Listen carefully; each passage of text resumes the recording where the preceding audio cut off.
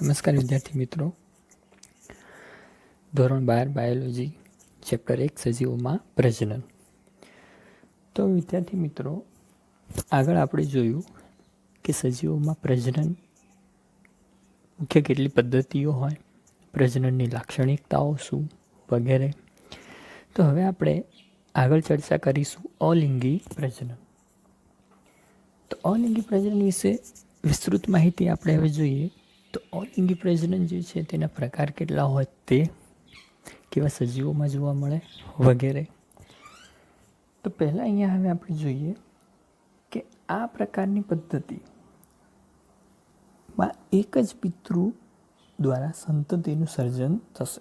તો જો મિત્રો, અહીંયા હવે એ ખાસ અહીંયા આપણે ધ્યાન રાખીશું કે જે પિતૃ જે છે એ કેટલા છે, અહીંયા એક જ, એના દ્વારા શું થશે, સંતતિનું સર્જન. બીજું કે સંતતિ જે છે, સર્જન પામતી જે સંતતિ હોય એ કેવી હશે, અહીંયા આબેહૂબ, એટલે કે આબેહૂબ મતલબ કે બીજી રીતના કહીએ તો ઝેરોક્સ કોપી. તો કોને જેવી હોય, તો કે છે પિતૃ જેવી જ હોય, બરાબર.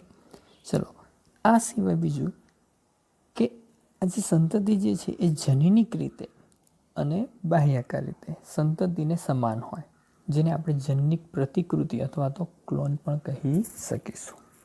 તો આ જે છે આટલી કેટલીક ખાસિયત જે છે એ અલિંગી પ્રજનનમાં જોવા મળશે.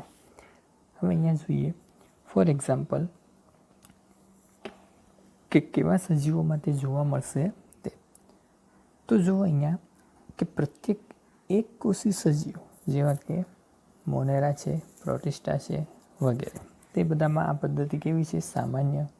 ચલો, ત્યારબાદ સરળ કક્ષાનું આયોજન ધરાવતી વનસ્પતિ અને પ્રાણીઓ વગેરેમાં અલિંગી પ્રજનન જોવા મળે. હવે મિત્રો, સરળ કક્ષાનું આયોજન એટલે કે સજીવ જે છે એમનું બંધારણ જે છે એ કેવું હોય, તો કે જે સરળ કક્ષાનું હોય, એવામાં એ જોવા મળશે. ચલો, ત્યારબાદ હવે આપણે જોઈશું કે અલિંગી પ્રજનન જે છે એ કેટલા પ્રકારે જોવા મળશે.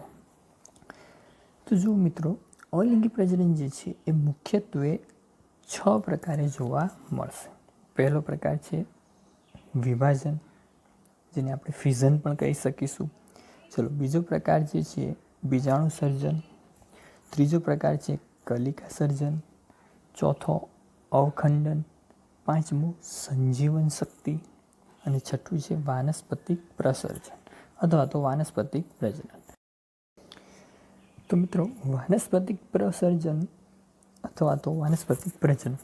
હવે બીજું એક આપણે અહીંયા યાદ રાખીશું કે પ્રાણીઓમાં અલિંગી તથા લિંગી, એમાં આપણે 2 ભાગ પાડીએ. તેવી જ રીતના અલિંગી અથવા તો વનસ્પતિને આપણે વાનસ્પતિક પ્રજનન પણ કહી શકીશું. તો મતલબ કે વનસ્પતિમાં લિંગી પ્રજનન અને અલિંગી એની જગ્યાએ આપણે વાનસ્પતિક પ્રજનન કહી શકીશું. ચલો, હવે આગળ અહીંયા આપણે જોઈએ તો હવે 6 પ્રકાર જે છે એ 6 પ્રકારમાંથી પહેલો પ્રકાર અહીંયા આપણે આપે છે વિભાજન અથવા તો ફિઝન. તો વિભાજન પદ્ધતિ જે છે એને પણ આપણે મુખ્યત્વે 3 પ્રકારે વહેંચી શકીશું. પહેલું છે દ્વિભાજન, બીજું છે બહુભાજન અને ત્રીજું છે અસમ વિભાજન. તો આ 3 ભાગમાં એને આપણે શું કરીએ છીએ, વહેંચીશું. ચલો, દ્વિભાજન શું છે હવે તે આપણે જોઈએ. તો દ્વિભાજન જે છે એ દ્વિભાજનમાં એક તે કોનામાં જોવા મળશે તે, અને આ પદ્ધતિમાં શું જોવા મળે. ચલો, તો પહેલું જે છે કે આ પ્રકારની પદ્ધતિ કોનામાં જોવા મળશે, અહીંયા તો કે છે અમીબામાં જોવા મળે. તો હવે અમીબામાં જે જોવા મળશે તો એમાં હવે થશે શું, તો કે છે કે સૌ પ્રથમ તેમાં કોષ કેન્દ્રનું શું થશે, વિભાજન, અને ત્યારબાદ કોષરસનું વિભાજન થાય. આ એક ખાસ યાદ રાખવાનું અહીંયા રહેશે કે આ પદ્ધતિમાં સૌ પ્રથમ જે છે એ શેનું વિભાજન થશે, અહીંયા કોષ કેન્દ્રનું, અને ત્યારબાદ કોષરસનું. એટલે કે જે સજીવ જે છે એ સજીવમાં પહેલાં જે છે નિર્માણ પામતું તે શું હશે, તો કે છે કોષ કેન્દ્ર. હવે જો અહીંયા આકૃતિ અહીંયા આપી છે એનાથી આપણે સમજીએ તો કે માની લો આ છે અમીબા. હવે એ અમીબામાં પહેલું જે છે એ શેનું વિભાજન થયું અહીંયા જોઈશું તો આપણે કોષ કેન્દ્રનું, અને ત્યારબાદ આગળ જતાં એનો કોષ રસ જે છે એ શું થાય છે અહીંયા વિભાજન પામે. આમ અમીબા જે છે એ બે સરખા ભાગમાં શું થાય છે અહીંયા વિભાજન, જેથી બે નવા બાળકોષોનું નિર્માણ થશે. તો એના આથી આપણે એને શું કહીએ છીએ સરળ વિભાજન. બરાબર, આટલું આપણે યાદ રાખીશું. તો આ છે અમીબામાં દ્વિભાજન. ચલો તેવી જ રીતના બીજા કેટલાક ઉદાહરણો યાદ રાખીશું, માત્ર યાદ રાખવા પૂરતા જ છે મિત્રો, કે જે વિભાજન જે છે તો અમીબામાં જે છે એ કેવું થયું અહીંયા સરળ. તેવી જ રીતના પેરામિશિયમ જે છે એ પેરામિશિયમમાં કેવું વિભાજન થાય છે અહીંયા તો કે છે અનુપ્રસ્થ એટલે કે આડો, અને જ્યારે યુગ્લિનામાં આયામ એટલે કે ઊભું વિભાજન થશે. બરાબર, તો આ ખાલી ઉદાહરણ આપણે યાદ રાખીશું, પેરામિશિયમમાં અનુપ્રસ્થ અને યુગ્લિનામાં આયામ. બરાબર, ચલો તો આ આપણે પહેલો પ્રકાર જોયો અહીંયા દ્વિભાજન. ચલો બીજો પ્રકાર જે છે હવે બહુભાજન. તો હવે બહુભાજન જે છે એ શેમાં જોવા મળશે અહીંયા તો કે છે આ પ્રકારનું પદ્ધતિ જે છે એ પ્લાઝ્મોડિયમમાં જોવા મળે.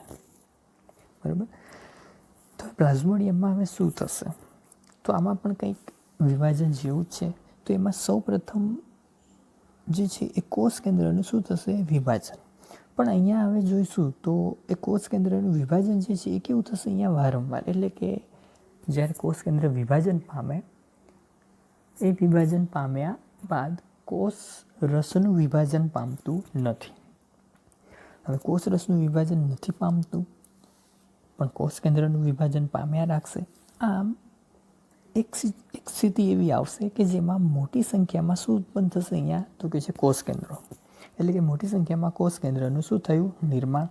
અને ત્યારબાદ હવે આ જે નિર્માણ પામેલા જે કોષ કેન્દ્રો જે છે એ કોષ કેન્દ્રોની આસપાસ શેનું નિર્માણ થશે અહીંયા તો કે છે કોષ રસનું. હવે અહીંયા આપણે આકૃતિ જે આપી છે એમાં જો જોઈશું તો હવે માની લો આ છે પ્લાઝ્મોડિયમ, તો એ પ્લાઝ્મોડિયમમાં કોષ કેન્દ્ર જે છે એ કોષ કેન્દ્રનું શું થાય છે અહીંયા વિભાજન. ચલો કે 1માંથી 2, 2માંથી 4 બન્યા. હવે આ કોષ કેન્દ્રનું વિભાજન થયું એ દરમિયાન હજુ જીવરસ જે છે એનું વિભાજન પામતો નથી, પરંતુ કોષ કેન્દ્રો જે છે એ સતત શું થાય છે અહીંયા તો કે જે વિભાજન પામ્યા રાખશે. તો આમ થવાથી આ એક સ્થિતિ જે ઉત્પન્ન થઈ એ સ્થિતિ જે છે એને આપણે શું કહીએ છીએ અહીંયા બહુકોષ કેન્દ્રીય સ્થિતિ. હવે આ બધા જે કોષ કેન્દ્રો જે છે એની ફરતે પાછું શું આવી જશે અહીંયા જીવરસ, એટલે કે એ જે કોષ કેન્દ્રો છે એ નવા કોષમાં વિભાજન પામ્યા. તો આ રીતના એક આખો કોષ જે છે એ શું થયો અહીંયા તૈયાર. અને આમ પ્રત્યેક જે કોષ કેન્દ્રો જે છે કે જે કોષ રસથી આવૃત હોય એ બધા ત્યારબાદ જે પિતૃ જે છે એમાંથી શું થશે છૂટા પડશે અને નવા કોષનું અથવા તો નવા સજીવનું નિર્માણ કરશે.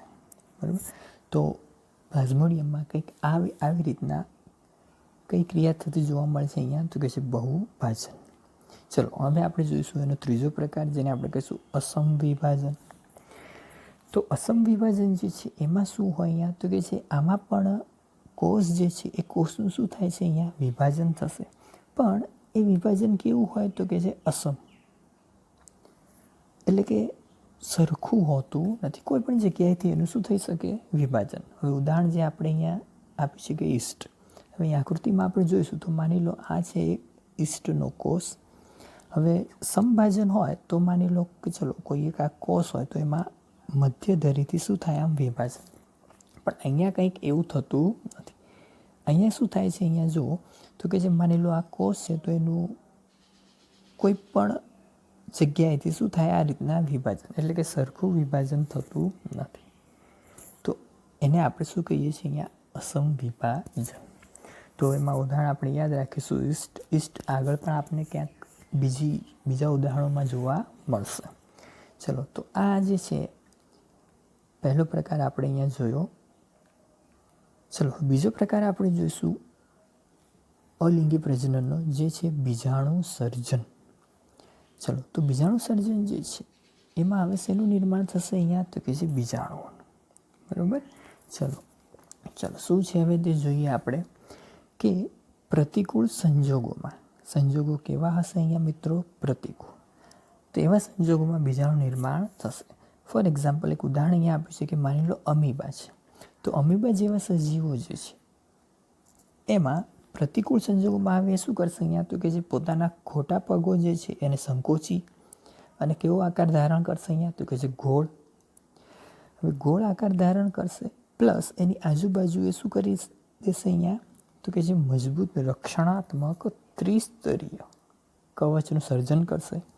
અને આમ એ જે કવચનું સર્જન જે થયું એને આપણે શું કહીશું અહીંયા? કોસ્ટન. બરાબર. ચલો તો હવે જુઓ ફરી અહીંયા જોઈએ કે શું થાય છે અહીંયા? તો કે જે અમીબા જે છે એ અમીબા પોતાની આસપાસ શું કરે છે અહીંયા? એટલે કે એના જે ખોટા પગો જે છે સંકોચી તેની આજુબાજુ રક્ષણાત્મક ત્રિસ્તરીય કવચનું સર્જન કરે છે, જેને આપણે શું કહીએ છીએ અહીંયા? કોસ્ટન. આ એક ખાસ યાદ રાખીશું મિત્રો. હવે આકૃતિ અહીંયા આપણે જો જોઈએ તો એમાં કંઈક છે જુઓ કે માની લો કે જે અમીબા શું કર્યું અહીંયા? એના ખોટા પગો જે છે સંકોચી દીધા, ગોળાકાર ધારણ કર્યો પ્લસ મજબૂત શેનું નિર્માણ કરશે અહીંયા? એની ફરતે તો કે જે ત્રિસ્તરીય કવચનું. તો એને શું કીધું છે આપણે અહીંયા? તો કે જે કોસ્ટન. ચલો હવે આગળ શું થશે અહીંયા? તો કે જે હવે જ્યારે સંજોગો જે છે એ કેવા થશે હવે અહીંયા મિત્રો? તો કે છે જ્યારે હવે સંજોગો અનુકૂળ થશે ત્યારે આ કોસ્ટન પામેલ જે અમીબા જે છે એનું કોષ કેન્દ્ર જે છે એ શું થશે અહીંયા? તો કે છે બહુભાજન પામશે. સમજ્યા મિત્રો? કે જ્યારે સંજોગો કેવા થશે અહીંયા? અનુકૂળ, ત્યારે કોષ કેન્દ્ર જે છે એ બહુભાજન પામે. બહુભાજન પામવું એટલે હવે આગળ આપણે જોઈ ગયા છીએ કે કોષ કેન્દ્ર જે છે એમના વિભાજન થવા, એટલે કે ઘણા બધા કોષ કેન્દ્રો સર્જાય, તેની ફરતે કોષ સર્જાશે અને આ કોષ જે છે એ પ્રત્યેક એક નવા સજીવનું નિર્માણ કરશે. આમ અસંખ્ય અમીબાઓનું સર્જન થશે અને ત્યારબાદ એ પિતૃમાંથી છૂટા પડશે. આમ ઘણા બધા નવા બાળ અમીબાઓનું નિર્માણ થશે. બરાબર છે. ચલો તો આ આપણે એક ઉદાહરણ લીધું અહીંયા બીજાણુ સર્જનનું અમીબામાં. ત્યારબાદ આપણે જો જોઈશું અહીંયા તો વનસ્પતિમાં પણ અહીંયા એના ઉદાહરણ યાદ રાખીશું કેટલાક. ફોર એક્ઝામ્પલ ચલો કે ફૂગ સૃષ્ટિના સભ્યો અથવા તો લીલ જેવી સરળ વનસ્પતિઓમાં પણ બીજાણુ સર્જન જોઈ શકાય. એમાં મુખ્ય બે પ્રકાર આપણે આપીશું. એક ચલ બીજાણુ જેને આપણે કહીશું ઝૂસ્પોર અને બીજું છે અચલ બીજાણુ જેને કહેવાય કોનિડોસ્પોર અથવા તો કણી બીજાણુ. એના જે બીજા નામ છે તે યાદ રાખીશું. ચલ બીજાણુ અથવા ઝૂસ્પોર, અચલ બીજાણુ અથવા તો એને કહીશું કોનિડોસ્પોર અથવા કણી બીજાણુ. ચલો ચલ બીજાણુ. હવે ચલ બીજાણુ જે છે એમાં શું હોય જો તો કે જે આ પ્રકારના બીજાણુ કેવા હોય? ચલિત હોય. તે કસા ધરાવતા બીજાણુ હોય. હવે જો મિત્રો એમાં કસા હશે જેથી એ શું કરી શકે છે? પ્રચલન. બરાબર છે. આકૃતિ અહીંયા આપણે જોઈ શકીશું. ક્લેમેડોમોનાસના ચલ બીજાણુ. આ ખાસ ઉદાહરણ યાદ રાખીશું આપણે કે જે કસા ધરાવતા શું છે? બીજાણુ. ચલો ત્યારબાદ બીજો અચલ બીજાણુ. હવે આ પ્રકારના બીજાણુ જે છે એ કેવા હોય? અચલિત હોય. કેમ? તો કે છે તેમાં કસાનો શું હોય? અભાવ હોય. બરાબર છે. ઉદાહરણ છે અહીંયા પેનિસિલિયમ. મિત્રો આપણે આગળ ધોરણ 11માં પણ ભણી ગયા છીએ પેનિસિલિયમના કણી બીજાણુ. બરાબર છે. તો આ છે અહીંયા વનસ્પતિમાં બીજાણુ. બે પ્રકારના બીજાણુ, ચલ બીજાણુ અને અચલ બીજાણુ. બરાબર છે વિદ્યાર્થી મિત્રો. ચલો હવે આગળનો જે પ્રકાર જે છે તે પ્રકાર છે ત્રીજો, કલિકા સર્જન. ચલો આ પ્રકારની પદ્ધતિમાં સૌ પ્રથમ હવે જો ખાસ ધ્યાન રાખીશું આપણે કે પ્રાણી શરીરના કોઈ પણ ભાગ જે છે એ વારંવાર શું થશે? સમભાજન પામી અને ઉપસેલા કોષ સમૂહ સર્જે. તો મિત્રો અહીંયા આપણે જોઈ શકીશું. ચલો આકૃતિમાં જો જોઈએ તો ચલો આ છે માની લો પ્રાણી હાઇડ્રા. તો એમાં કોઈ શરીરનો જે છે કોઈ એક ભાગ, મતલબ કે આ ભાગ જે છે એ ભાગમાં હવે શું થાય છે અહીંયા, તો કે જે એ ભાગનો જે કોષ સમૂહ હોય તે વારંવાર શું થશે, અહીંયા વિભાજન પામશે અને ઉપસેલા કોષ સમૂહનું સર્જન કરશે, જેને આપણે શું કહીએ છીએ અહીંયા, તો કે છે કલિકા. બરાબર છે વિદ્યાર્થી મિત્રો. તો આ રીતના શેનું નિર્માણ થશે અહીંયા, કલિકા. અને આ કલિકા જે છે એ કલિકા પિતૃદેહથી પછીથી શું થશે, છૂટી પડશે. એટલે કે સ્વતંત્ર એ છૂટી પડી અને સ્વતંત્ર પ્રાણી તરીકે એ વર્તશે. બરાબર છે.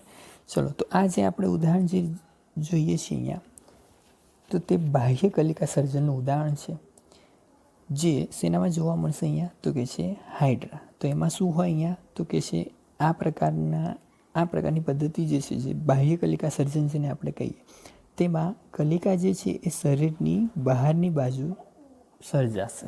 બરાબર, જેથી આપણે એને શું કહીએ છીએ, બાહ્ય કલિકા. ચલો, ત્યારબાદ બીજું આવો જે પ્રકાર છે જેને આપણે કહીશું અંતઃકલિકા. ચલો, અંતઃકલિકા જે છે, હવે જેમ બાહ્ય કલિકાને આપણે કીધું કે શરીરની બહારની બાજુ, તેવી જ રીતના અંતઃકલિકા જે છે એ ક્યાં હોય, તો કે જે શરીરની અંદરની બાજુ. ચલો, તો એ કયા પ્રાણીમાં જોવા મળશે, તો કેટલીક મીઠા જળની વાદળી તથા દરિયાઈ વાદળી, ટૂંકમાં વાદળીમાં જોવા મળશે. પણ આ અહીંયા બે એના ઉદાહરણ યાદ રાખીશું કે મીઠા જળની વાદળી જેને કહીશું સ્પોન્ઝિલા, તથા દરિયાઈ વાદળી જેને કહીશું સાયકોન. તો મીઠા જળની વાદળી અને દરિયાઈ વાદળી, સ્પોન્ઝિલા અને સાયકોન. હવે એમાં શું થશે અહીંયા, તો કે જે શરીરની અંદરની ભાગમાં કેટલાક વિશિષ્ટ કોષ સમૂહો સર્જાય અને આ કોષ સમૂહોની આસપાસ આવરણ ધરાવશે. આવી રચનાને શું કહીશું આપણે, અંતઃકલિકા, અથવા તો બીજો એક શબ્દ યાદ રાખીશું, જેમ્યુલસ. બરાબર છે. તો આ વાદળીમાં શું જોવા મળે છે અહીંયા, જેમ્યુલસ. અને આ જેમ્યુલસ જે છે એ નવા પ્રાણીમાં શું થશે, પરિણમશે. જે આકૃતિમાં આપણે અહીંયા બતાવ્યું છે કે આ શરીરની અંદરની બાજુ શેનું નિર્માણ થશે અહીંયા, તો કે જે આ કોષ સમૂહનું નિર્માણ થશે અને એની આજુબાજુ આવરણનું, એટલે કોષ સમૂહ જે છે એની આજુબાજુ શું ધરાવશે અહીંયા, તો કે છે આવરણ. અને આ કોષ સમૂહ જે છે એ કોષ સમૂહ પ્રાણીમાં પરિણમશે. બરાબર છે. તો આ આપણે અહીંયા બે પ્રકાર જોયા કલિકા સર્જનના, બાહ્ય કલિકા અને અંતઃકલિકા. બરાબર છે વિદ્યાર્થી મિત્રો. ચલો, હવે આગળ આપણે અહીંયા જોઈશું ચોથો પ્રકાર, જે છે અવખંડન. તો હવે આ પ્રકારમાં શું હોય, તો જો મિત્રો, હવે ખાસ અહીંયા યાદ રાખીશું કે અવખંડનમાં અને પાંચમો એનો પ્રકાર છે સંજીવન શક્તિ. આ બેમાં થોડોક ડિફરન્ટ હોય તે હું હવે સમજાવીશ અહીંયા.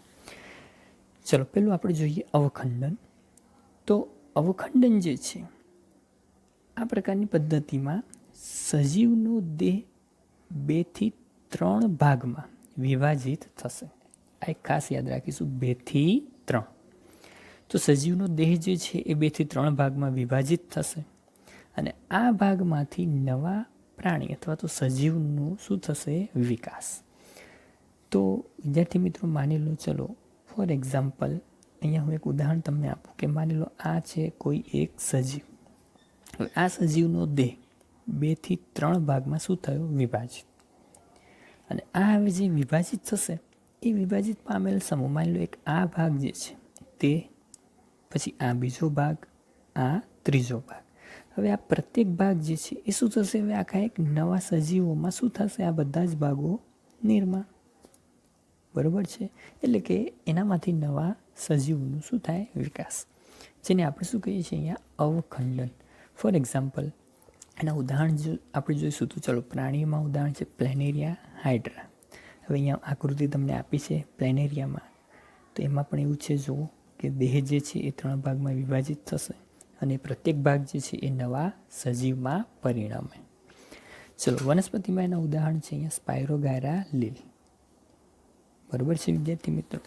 તો આ પ્રકાર જે છે જેને આપણે શું કહીએ છીએ, અવખંડન. ઉદાહરણો ખાસ યાદ રાખીશું. ચલો, ત્યારબાદ હવે આગળ આપણે જોઈશું 5મો પ્રકાર, સંજીવન શક્તિ. ચલો, આમાં શું ફરક હોય, તો આ પ્રકારમાં સજીવ દેહના ઘણા બધા ભાગોમાં શું થશે અહીંયા વિભાજિત. ચલો આટલો ખાલી ડિફરન્ટ હોય અવખંડન અને સંજીવન શક્તિમાં. કે અવખંડનમાં આપણે જોયું કે 2 થી 3 ભાગમાં શું થતું હતું અહીંયા વિભાજન. પણ સંજીવન શક્તિ જે છે એમાં દેહ જે છે એ ઘણા બધા ભાગોમાં શું થશે અહીંયા વિભાજિત થશે. અને તે દરેક ભાગ જે છે એ નવા સ્વતંત્ર સજીવોમાં શું થાય છે અહીંયા રૂપાંતરિત. બરાબર છે વિદ્યાર્થી મિત્રો. ઉદાહરણ છે ફોર એક્ઝામ્પલ વાદળી. તો વાદળી જે છે એમાં આપણે શું જોવા મળે અહીંયા સંજીવન શક્તિ. આ એક ખાસ ઉદાહરણ યાદ રાખીશું. તો આ પ્રકાર છે એના 5મો સંજીવન. તો નેક્સ્ટ 6થો પ્રકાર છે વિદ્યાર્થી મિત્રો વાનસ્પતિક પ્રસર્જન અથવા તો વાનસ્પતિક પ્રજનન. તો વિદ્યાર્થી મિત્રો પહેલાં તો આપણે અહીંયા એ સમજીશું કે વાનસ્પતિક પ્રજનન કે જે વનસ્પતિઓમાં આપણે એને વાનસ્પતિક કહીએ છીએ, જે શું છે એક પ્રકારનું અલિંગી પ્રજનન. હવે પ્રસર્જક એ શબ્દ છે અહીંયા જે શું છે હું પછી સમજાવું. પહેલાં અહીંયા આપણે જોઈએ કે પ્રાણીઓમાં જેમ આપણે અલિંગી કહીએ છીએ તેવી રીતે વનસ્પતિઓમાં અલિંગીની જગ્યાએ શું કહેવાય છે અહીંયા વાનસ્પતિક પ્રજનન. બરાબર છે. ચલો અલગ અલગ વનસ્પતિક સમૂહો દ્વારા અલગ અલગ પ્રકારના વાનસ્પતિક ભાગો દ્વારા વાનસ્પતિક પ્રજનન જોવા મળે.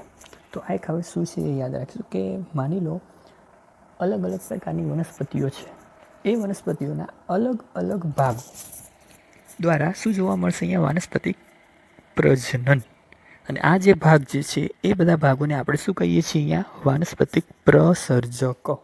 તો આ એક ખાસ યાદ રાખીશું વાનસ્પતિક પ્રસર્જક. ફોર એક્ઝામ્પલ અહીંયા કીધું છે આપણે કે અલગ અલગ વનસ્પતિના અલગ અલગ ભાગ, જેવા કે ચલો માની લો મૂળ છે, પ્રકાંડ છે, પર્ણ.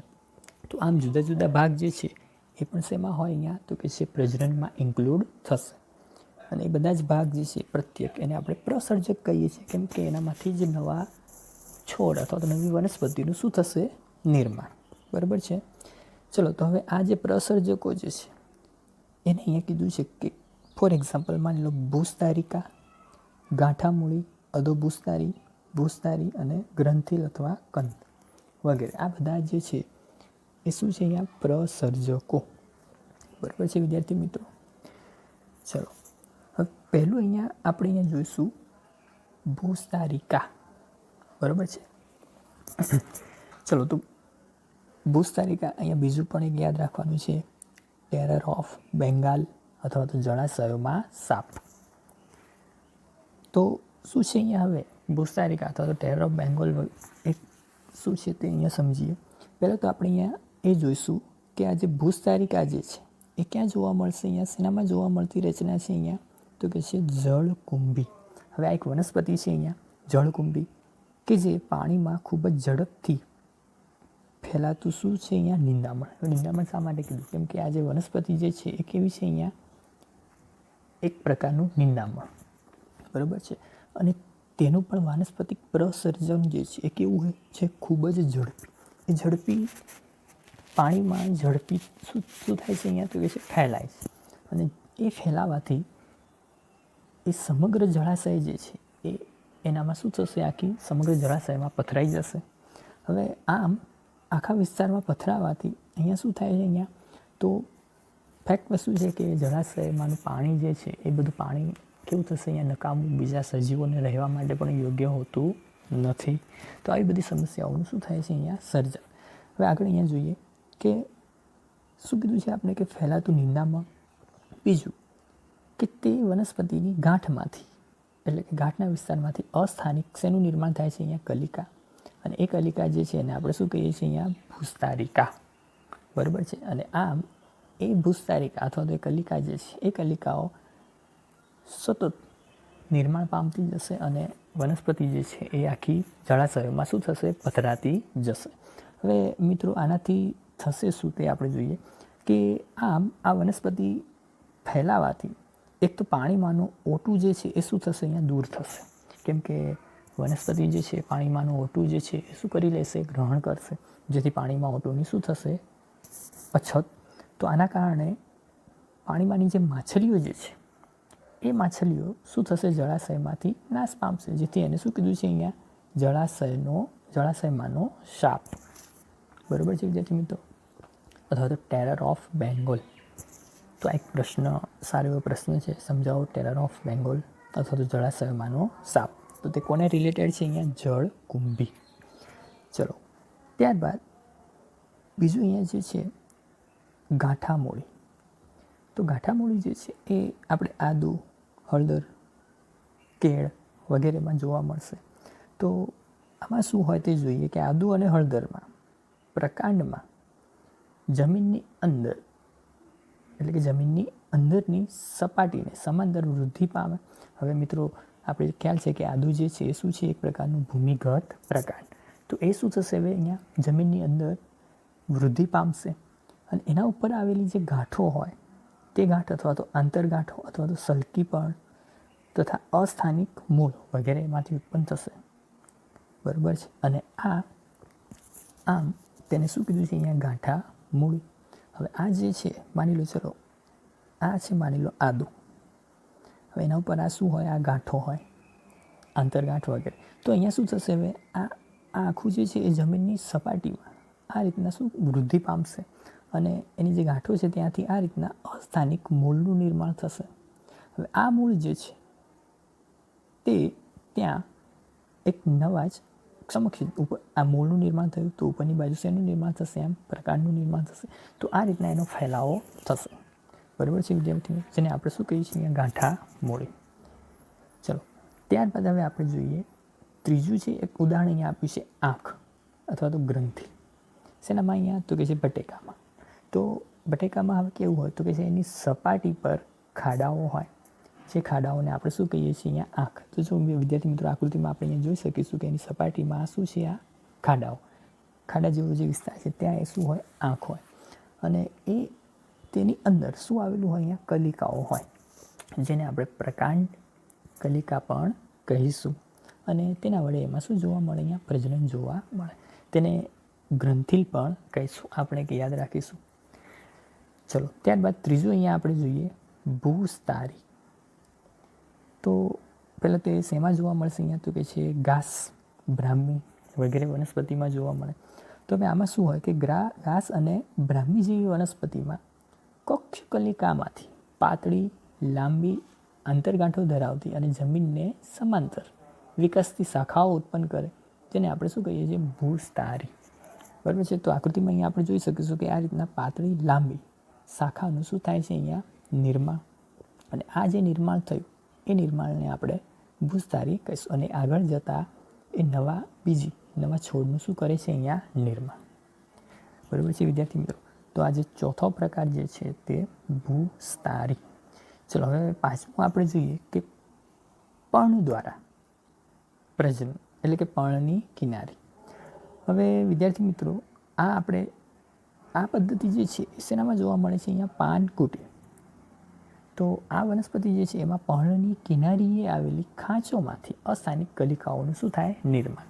અને આ અસ્થાનિક કલિકાઓ જે છે એ કલિકાઓ પછીથી એ જ્યારે જમીનમાં સ્થાપિત થશે ત્યારથી એનામાંથી નવા છોડનું શું થાય? નિર્માણ થશે. તો આમ આ 5 પ્રકાર અહીંયા જે છે, પાંચમો પ્રકાર જે છે પર્ણની કિનારી દ્વારા વાનસ્પતિક પ્રજનન, બરાબર છે વિદ્યાર્થી મિત્રો. તો આપણે અહીંયા 5 પ્રકાર અહીંયા જોઈએ. પહેલું ભૂસ્તારી, બીજું ગાંઠામૂળી, ત્યારબાદ આંખ અથવા તો ગ્રંથિલ, ભૂસ્તારી અને પર્ણની કિનારી. તો આ 5 જે છે શું છે? અહીંયા વાનસ્પતિક પ્રસર્જકો, બરાબર છે વિદ્યાર્થી મિત્રો. ચલો, તો હવે આગળ અહીંયા આપણે જોઈએ કેટલાક ઉદાહરણો. આ ખાસ ધ્યાન રાખીશું, ખાસ નોટ્સ પણ કરી લઈશું આપણે ઉદાહરણો. ચલો, પહેલું છે ગાંઠામૂળી. તો એ કેનામાં જોવા મળશે? અહીંયા તો કે છે આદુ, હળદર, કમળ, કેના. બીજું છે ભૂસ્તારી. તો ઘાસ, જે દુર્વા ઘાસ પણ કહીશું એનો પ્રકાર છે, અબૂટી, સેન્ટેલા. ચલો, ત્રીજું છે ભૂસ્તારિકા, જે આપણે જોયું જળકુંભીમાં. ચોથો છે અધોભૂસ્તારી, જે છે ક્રાયસેન્થેમમ અને ફુદીનામાં. ચલો, પાંચમો છે પર્ણની કિનારી, તો જે પાનકુટી. છઠ્ઠું છે પુષ્પકલિકાઓ, તો રામબાણ અને અબૂટી. હવે વિદ્યાર્થી મિત્રો અહીંયા આકૃતિમાં આપણે જોઈશું રામબાણનું.